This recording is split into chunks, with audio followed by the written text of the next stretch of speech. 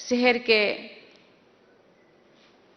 सभी विशिष्ट लोग और जितने भी कर्नाटका के जितने भी संस्कृति मुझे दिखाई दी, उनके मन में खुशी था, आनंद था मुझे स्वागत करने के लिए और इतने भीड़ किए। इसलिए मैं उनको बहुत बहुत बधाई देती हूँ और उनका स्नेह का, उनका प्रेम का मैं ऋणी हूँ अपनी इस यात्रा के लिए।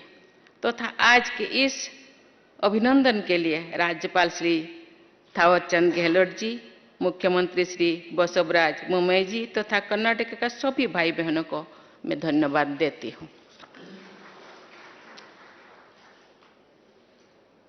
मैं कुछ बोलने से पहले कर्नाटका के मुख्यमंत्री जी ने मेरे बारे में आप लोगों को परिचय दिया। मुझे बहुत सारा महिमा मंडप किया, मुझे पता नहीं, लेकिन मैं जो हुई हूँ, जैसे भी हूँ, आपके सेवा में हूँ। मुझे ये जानकर प्रसन्नता हुई कि कर्नाटका में आज़ादी का अमृत महोत्सव उत्साह के साथ मनाया जा रहा है। हमारा देश राष्ट्रीय प्रगति के अमृत काल से गुजर रहा है। ये उल्लेखनीय है कि स्वाधीनता संग्राम और राष्ट्र निर्माण में कर्नाटका की विभूतियों ने असाधारण योगदान दिया है।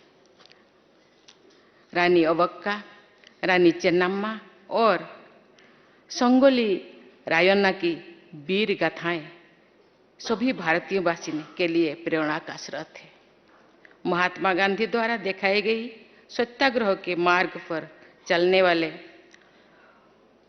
होड्डेकर मंजोपा, टोगडूरू रामचंद्र राव तथा यशोधरा दासप्पा का जनमानस में आदरणीय स्थान है। महात्मा गांधी के आह्वान पर किए गए ध्वज सत्याग्रह की स्मृति में शिवपुरा में निर्मित सत्याग्रह सौधा के तीर्थस्थल की तरह सम्मान होना चाहिए। किशोरावस्था में ही देश की स्वाधीनता के लिए आत्म बलिदान करने वाले बाणाबारा रामस्वामी जैसे अमर शहीदों को भारतवासी सदैव याद रखेगी। देवियों और स्वजनों, कर्नाटका का ये क्षेत्र आध्यात्म, दर्शन, साहित्य, संगीत, कला, भवन निर्माण और सुंदर उद्यान के प्रतिमान स्थापित कर रहा है। यूनेस्को की वर्ल्ड हेरिटेज साइट्स की सूची में शामिल हम्पी के अवशेष भारत की ऐतिहासिक समृद्धि और भव्यता का उदाहरण है। ये होले पट्टदकल, बादामी, बेलूरू, हेलीबिडू, सोमनाथपुरा तथा मैसूरी जैसे अनेक स्थान भारतीय कला और संस्कृति की उत्कृष्ट धरोहर है। कन्नड़ा कविता के संबंध में 9th सेंचुरी में श्री विजय द्वारा रचित ग्रंथ कविराज मार्गा का मैं उल्लेख करना चाहूंगी। श्री विजय ने लिखा है कि अशिक्षित कन्नडिगा भी काव्य प्रयोग में प्रवीण होता है। उनमें कविता का अनटच्ड जीनियस विद्यमान है। कन्नड़ा के आदि कवि पंपा तथा रन्ना और पोन्ना जैसे कविरत्नों ने कन्नडिगा लोगों की संवेदनशीलता और उनके सुसंस्कृत होने का परिचय दिया है। कवि पंपा ने पूरी मानवता की एकता के भाव को आज से 1000 वर्ष पहले 4 सरल शब्दों में व्यक्त कर दिया था। उन्होंने लिखा था, मानव कुलम वंदेवलम, अर्थात वस्तुतः समस्त मानव समाज एक ही है। महान संत कवि बसवन्ना ने अपने विचारों और व्यक्तित्व से कन्नड़ भाषा और पूरी देश की विचारधारा पर अपनी अमिट छाप छोड़ी है। उन्होंने राजनीति में आध्यात्मों के समावेश का संदेश दिया। उन्होंने लोकतंत्र पर आधारित व्यवस्था का उदाहरण प्रस्तुत किया। उन्होंने सर्व समावेशी समाज की स्थापना के लिए कदम उठाए। समस्त मानवता के प्रति निजत्व की भावना तथा किसी को भी पराया नहीं समझने की उदारता बसवन्ना ने अपनी एक वचन में इन शब्दों में व्यक्त की है। इयो नरावा एंदेनी सोदिरोया इयो नमोबा एंदेनी सोया। कुडोल संगम देवा निम्मा मनेया मोगा एनी सोया। अर्थात हे भगवान कुडोल संगम देवा, मुझसे ये मत कहलाओ कि ओ कौन है, मुझसे ये कहला दे कि ओ हमारा है। कहला दो कि ओ आपके ही घर का बेटा है। जगत ज्योति बसवन्ना, ओलम प्रभु, ओक्का महादेवी, पुरंदर दासा और कनक दासा जैसे संतों कवियों ने अपने आचरण तथा वचनों और कीर्तनों से समाज को बेहतर बनाया। आधुनिक युग में भी महाकवि कुवेंपु सहित अनेक महान कन्नड़ साहित्यकारों ने देश के साहित्य को समृद्ध किया है। कर्नाटका से ही भारतीय संगीत की एक अनुपम धारा प्रवाहित हुई, जिसमें मल्लिकार्जुन मंसूर, गंगूबाई हंगड़, भीमसेन जोशी और बसवराज राजगुरु जैसी विभूतियां शामिल रही है। इस प्रकार कावेरी, कृष्णा, तुंगभद्रा और शरावती आदि नदियों के आशीर्वाद से संचित कर्नाटका और यहाँ की प्रतिभाओं ने भारतीय कला और संस्कृति को समृद्ध किया है।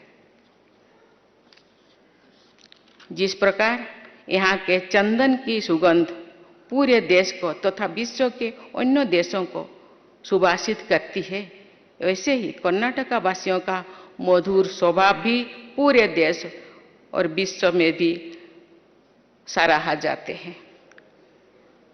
कन्नडिगा भाई बहनों ने शांतिप्रिय, उदार और स्नेही होने का आदर्श प्रस्तुत किया है।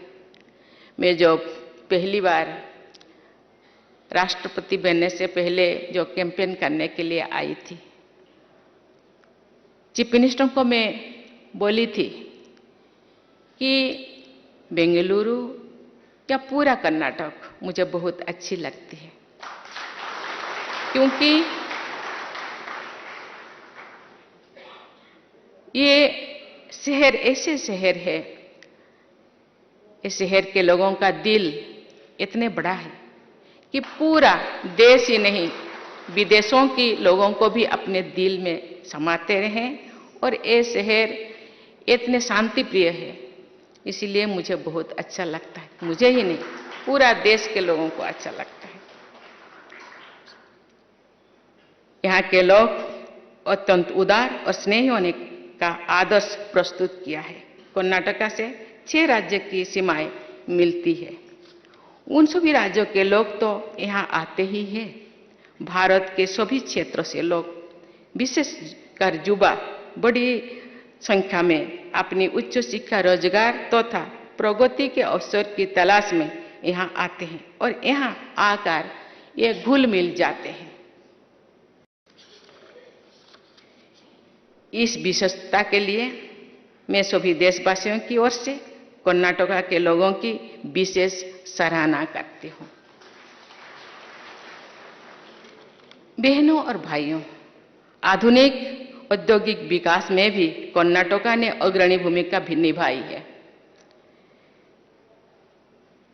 शिवा समुद्रम में भारत का ही नहीं, संभवतः एशिया का पहला हाइड्रो पावर स्टेशन 20वीं सेंचुरी की शुरुआत में ही स्थापित कर दिया गया था।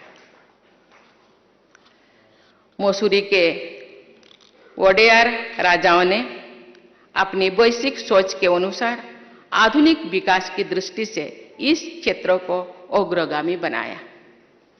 भारत के राष्ट्र निर्माताओं में सम्मानित स्थान रखने वाले इंजीनियर एम विश्वेश्वरैया इस धरती के सुपुत्र थे। आज पूरे देश में उनकी जन्म दिवस को इंजीनियर्स डे के रूप में मनाया जाता है। कर्नाटक की धरती में और यहाँ के लोगों में जरूर कुछ विशेषताएं हैं जो सदियों से लोगों को आकर्षित करती रहती है।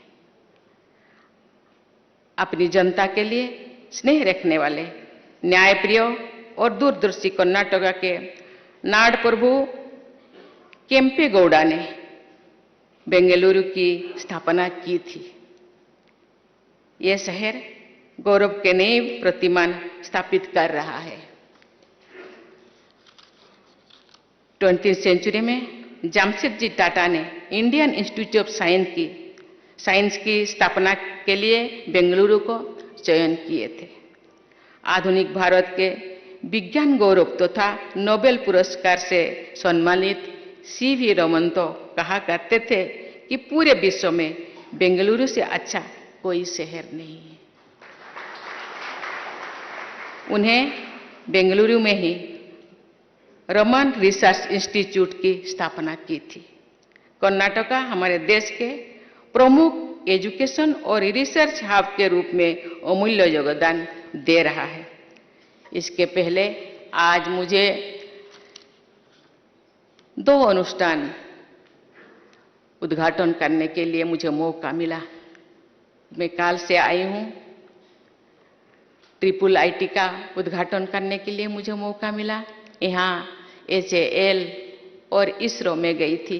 फिर सेंट जोसेफ यूनिवर्सिटी का उद्घाटन करने गई थी। इसीलिए ये एजुकेशनल हब, IT हब के रूप में पूरा देश में ये उनका स्थान एक अतुलनीय है। इंफॉर्मेशन टेक्नोलॉजी में भारत की प्रतिष्ठा का बहुत बड़ा श्रेय कर्नाटका विशेषकर सिलिकॉन सिटी बेंगलुरु को जाता है। Biotechnology, heavy engineering, aviation, research and development, space science and technology जैसे अनेक क्षेत्रों में कर्नाटका एक अग्रणी राज्य है। आज ही हिंदुस्तान एरोनॉटिक्स लिमिटेड और इसरो के सहयोग से विकसित आधुनिक तथा भारत की पहली क्रायोजेनिक तथा semi cryogenic engine manufacturing facility का उद्घाटन करने का अवसर मुझे प्राप्त हुआ था। भारत की अर्थव्यवस्था के विकास में कर्नाटका का अत्यंत महत्वपूर्ण योगदान है। पिछले 20 वर्ष के दौरान कुल FDI की दृष्टि से कर्नाटका का प्रथम स्थान पर रहा है। कर्नाटक के दूरदर्शी राजनेताओं, बिजनेस लीडर्स और इनोवेटिव एंटरप्रेन्योर्स ने औद्योगिक विकास के लिए, विशेषकर स्टार्टअप्स के लिए बहुत ही अच्छा इकोसिस्टम विकसित किया है। मुझे पूरा विश्वास है कि भारत के $5 ट्रिलियन इकोनॉमी बनाने में कर्नाटका की प्रभुत्व भूमिका रहेगी। हमारे देशवासी वर्ष 2047 में जब स्वाधीनता की शताब्दी मनाएंगे तो कर्नाटका के प्रमुख योगदान के बल पर भारत एक विकसित देश के रूप में स्थापित हो चुका होगा। इसी विश्वास के साथ मैं कर्नाटक के भाई बहनों को तथा सभी देशवासियों को उनके उज्जवल भविष्य के लिए हार्दिक शुभकामनाएं देती हूँ। और मुझे आप इतने सम्मान के साथ, इतने स्नेह के साथ, इतने प्रेम के साथ मुझे यहाँ स्वागत किया, इसीलिए मैं आप लोगों को बहुत बहुत धन्यवाद देती हूँ और आभार प्रकट करती हूँ। धन्यवाद। जय हिंद, जय भारत।